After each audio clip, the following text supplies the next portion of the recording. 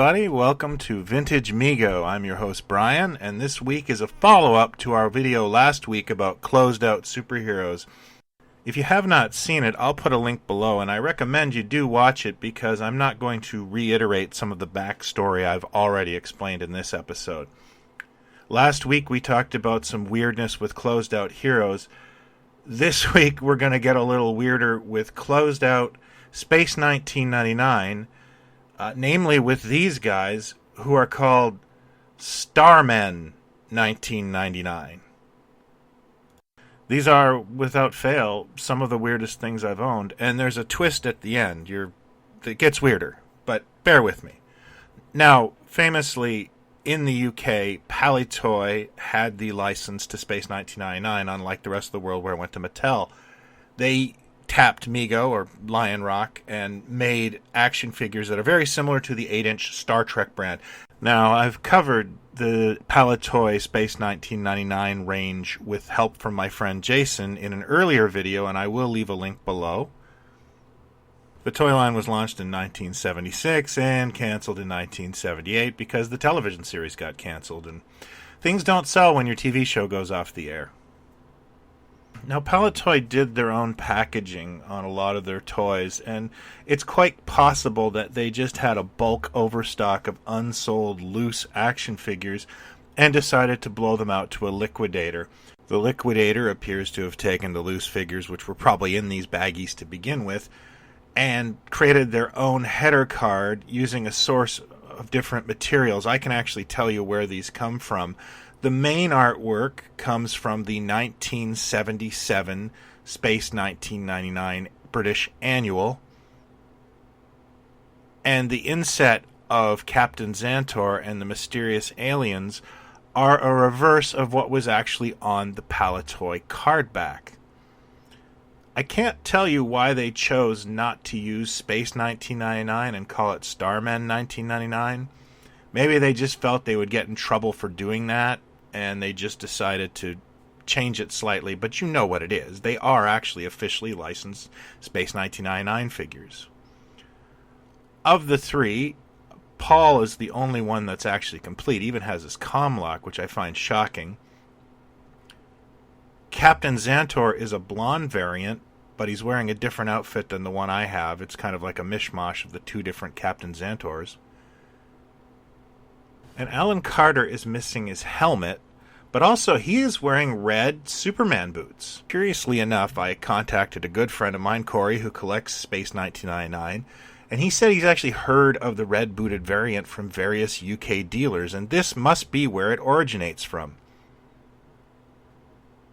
The one thing that really caught me about these was the price tag for a store called Pramland of Lay, which basically means baby carriage land.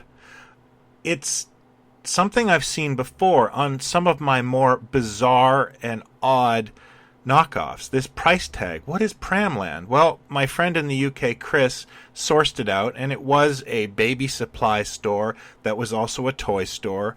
They shut their doors in about 2002, I believe, and here's a photo of it. They must have been just a treasure trove of weird knockoffs, because I'm telling you, the weirdest stuff I own has a Pramland price tag. If this all wasn't strange enough, I'd want to get weirder. Presenting Pitstop Pete. I love the tagline, pilots any scale vehicle. So you can just shove him right in a Hot Wheel car and that's going to work out great, kids. I want to apologize for the glare. Crinkling bags are impossible to film, especially a whole bunch of them. I went crazy when I was doing Brack toys with these photos.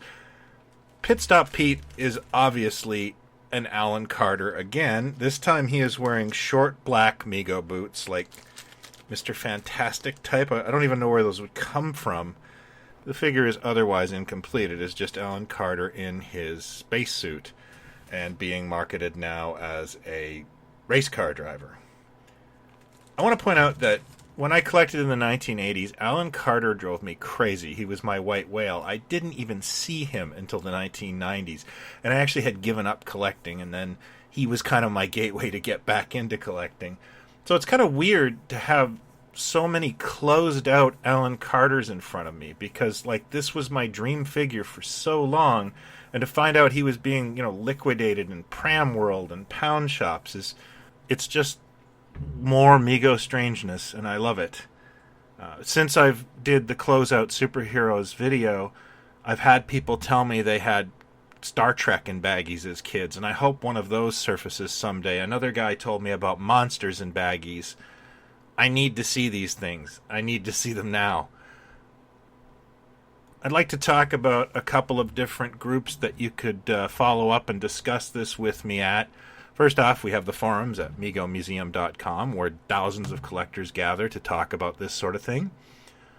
Also on Facebook, we have two groups. We have MegoMania, which is a discussion of all things Mego, new, custom, and of course vintage, like we're discussing now.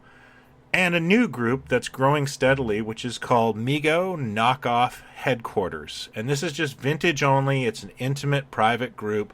We're just talking toys. And I'm really encouraged by all the positivity there. So if you're into knockoffs, please check this out. Thank you as always for watching. I hope you'll consider hitting like and subscribe. And until next time, talk about toys and not people. Have fun. Be well.